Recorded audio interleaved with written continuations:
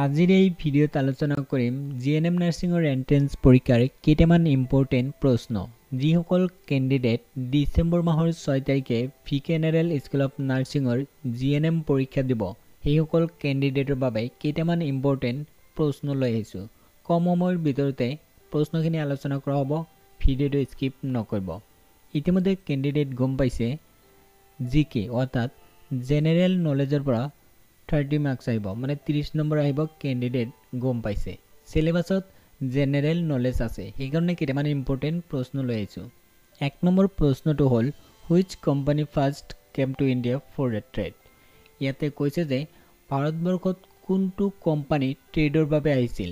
ইয়াতে 4টা অপশ্যন আছে, 4টা অপশ্যনৰ ভিতৰত শুদ্ধ উত্তৰটো হ'ল বি নম্বৰ, ব্ৰিটিছ ইষ্ট ইণ্ডিয়া কোম্পানীয়ে ট্ৰেডৰ বাবে প্ৰথমত ভাৰতত আহিছিল, প্ৰথম ভাৰতত আহিছিল। 2 নম্বৰ প্ৰশ্নটো হ'ল হু ৰোড দ্য বুক অফ তিতা ৰহস্য।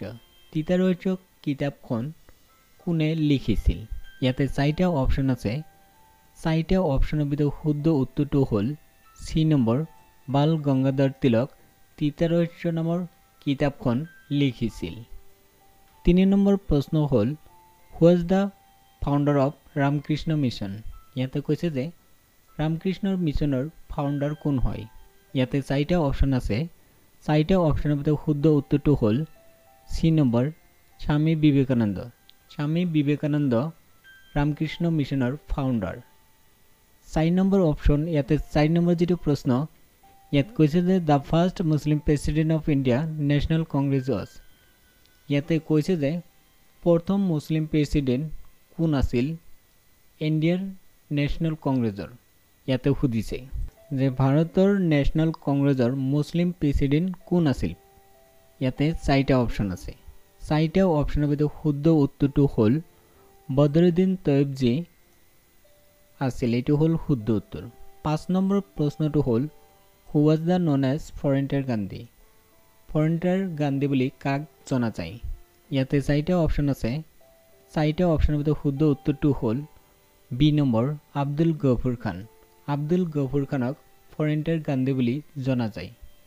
6 নম্বৰ প্ৰশ্নটো হ'ল হুৱেন ৱাজ দ্য কোঅপাৰেটিভ ছ'চাইটিত এক্ট ফাৰ্ষ্ট পাছ ইণ্ডিয়া। ইয়াতে কৈছে যে কেতিয়া কোঅপাৰেটিভ ছ'চাইটি এক্ট প্ৰথমবাৰৰ বাবে ইণ্ডিয়াত পাছ হৈছিল। ইয়াতে 4টা অপশ্যন আছে, 4টা অপশ্যনৰ ভিতৰত শুদ্ধ উত্তৰটো হ'ল চি নম্বৰ, 1904। 7 নম্বৰ প্ৰশ্নটো হ'ল the first Indian university open in 1857। 1857ত ইণ্ডিয়াত ইউনিভাৰ্চিটি কোনটো অপেন হৈছিল, ক'ত হৈছিল। ইয়াতে 4টা অপশ্যন আছে, 4টা অপশ্যনৰ ভিতৰত শুদ্ধ উত্তৰটো হ'ল কলকাতা। 8 নম্বৰ প্ৰশ্নটো হ'ল who is known as the grand old man India. যে গ্ৰেণ্ড অল্ড মেন কাক জনা যায়। ইয়াতে 4টা অপশ্যন আছে, 4টা অপশ্যনৰ ভিতৰত শুদ্ধ উত্তৰটো হ'ল দাদাভাই নেৰোজী, ডি নম্বৰ। 9 নম্বৰ প্ৰশ্নটো হ'ল which of the following is not a type of cheque. এই তলৰ 4টাৰ ভিতৰত কোনটো চেক নহয় সুধিছে। শুদ্ধ উত্তৰটো হ'ল চি নম্বৰ, স্পীড চেক। 10 নম্বৰ প্ৰশ্ন হ'ল when did Gandhi visit Assam. অসমত কেতিয়া গান্ধী ভিজিট কৰিছিল।